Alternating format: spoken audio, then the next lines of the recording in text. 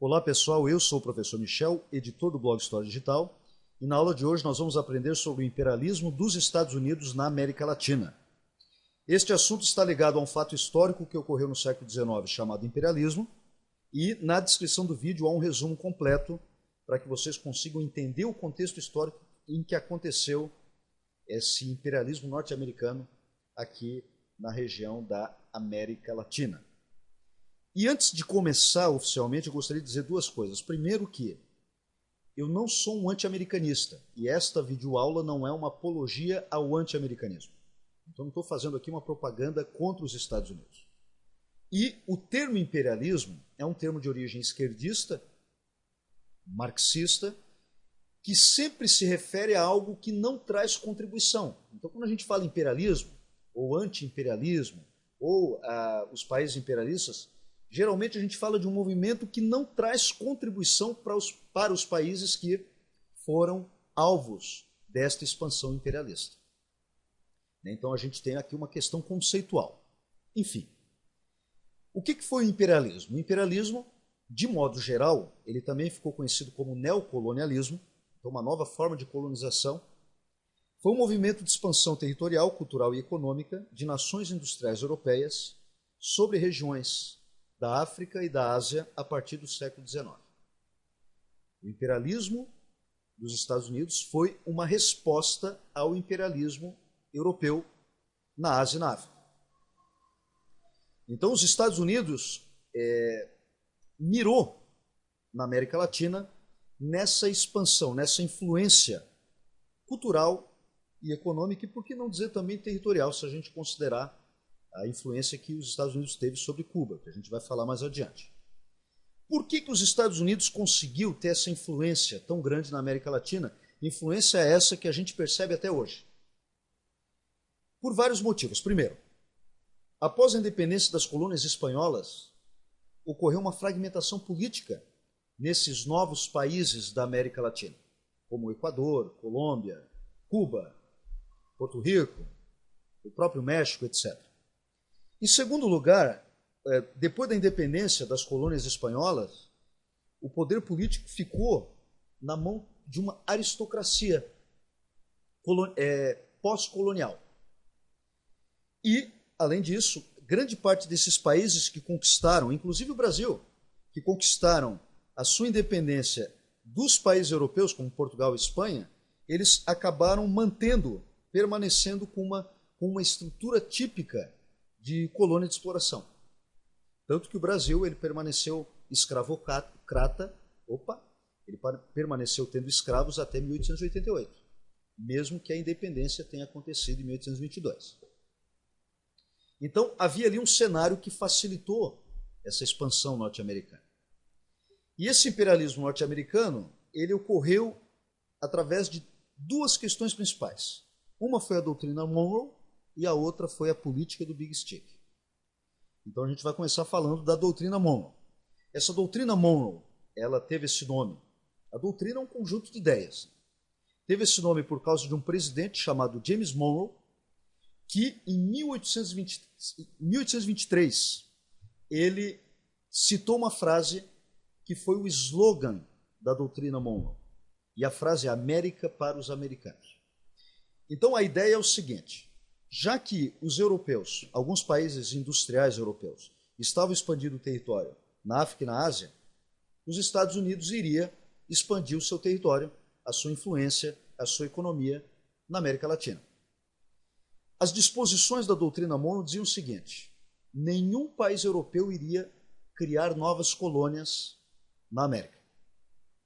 Nem a Inglaterra na América do Norte, e nem a Espanha, Portugal ou qualquer outro país na América Central ou América do Sul. Nenhuma nação europeia poderia intervir em assuntos americanos. Afinal, a América era para os americanos. Inclusive, há alguns pesquisadores que dizem que o fato de se referir aos Estados Unidos como americanos, e até hoje alguns de nós utilizam essa expressão, né? Quando a gente fala em Estados Unidos, a gente fala americano. Essa ideia de chamar os estadunidenses, ou quem nasce nos Estados Unidos de americano, alguns pesquisadores dizem que nasceu a partir desse slogan, América para os americanos. E uma outra disposição da doutrina Monroe era a não intervenção dos Estados Unidos nos assuntos europeus. Era uma contrapartida. Da mesma maneira que os europeus não deveriam se meter nos assuntos da América, os Estados Unidos também não iriam se meter nos assuntos europeus na Ásia e na África. É claro que isso não durou todo o tempo, né? A partir do decorrer aí do século XX, Primeira Guerra Mundial e Segunda Guerra Mundial, os Estados Unidos teve uma intervenção, teve uma influência muito forte na Europa, indiscutivelmente. Mas nesse período, no período da doutrina Monroe, né, nessa metade do século XIX, uma das disposições era que os Estados Unidos não teria essa influência. Bom, então, a ideia aqui é, Europa, você fica com a África e a Ásia, pode dominar como quiser, mas nós, Estados Unidos, nós cuidamos da América. Então aqui, nessa imagem aqui, a gente vê o Tio Sam, o grande símbolo aí dos Estados Unidos, cuidando dessa parte do hemisfério, que seria a América. Inclusive o chapéu do Tio Sam está localizado aqui no território americano, e os países europeus ficariam restritos às regiões que ficaram sob domínio da Europa, especialmente a África e a Ásia.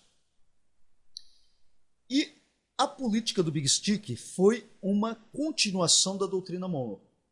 Então, quando essa influência dos Estados Unidos se intensificou na América Latina, o presidente Theodore Roosevelt, em 1901, citou o chamado Big Stick, que em português significa grande porrete. Era uma forma de consolidar os interesses dos Estados Unidos na América Latina. Consolidar e também proteger. Então, essa política dizia que os Estados Unidos poderia funcionar, poderia servir como uma polícia na América Latina, na América como um todo. Então, se ocorresse algum problema na América, os Estados Unidos poderiam intervir. E essa influência dos Estados Unidos, que se intensificou a partir da política do Big Stick, pode ser representada aqui nessa charge, que mostra o presidente Roosevelt com um porrete na mão, o chamado Big Stick, o grande porrete, e mostrando que a influência dos Estados Unidos ocorreu principalmente na chamada região do Caribe, principalmente aqui Cuba e Panamá. Foram alguns dos países que tiveram grande influência dos Estados Unidos. No caso de Cuba, os Estados Unidos ele ajudou na independência de Cuba, independência em relação aos espanhóis, e em contrapartida, os Estados Unidos impôs a Emenda Platt. A Emenda Platt que ocorreu de 1891 a 1903, que dizia que os Estados Unidos poderiam construir bases militares em Cuba e que poderia intervir nos assuntos cubanos. E essa Emenda Platt tornou Cuba um protetorado dos Estados Unidos na América Latina. Inclusive, a Revolução Cubana de 1959, ela foi uma resposta também à Emenda Platt. Porém, alguns historiadores dizem que a influência dos Estados Unidos em Cuba, durante esse período da Emenda Platt, não foi totalmente ruim. Teve alguns benefícios para o território cubano, como a criação de uma saúde pública de qualidade em Cuba, a própria educação melhorou a partir da Emenda Platt. É um assunto polêmico, mas alguns pesquisadores defendem que essa Emenda Platt não foi totalmente ruim para Cuba. Um outro desdobramento da política do Big Stick foi quando os Estados Unidos reconheceu a independência do Panamá e, em contrapartida, obteve a permissão para criar o Canal do Panamá, que ligava o Oceano Atlântico ao Oceano Pacífico.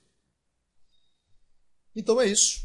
O imperialismo dos Estados Unidos ocorreu através da doutrina Monroe e através da política do Big Stick. Se você gostou da aula, favorite, divulgue. Até a próxima. Valeu!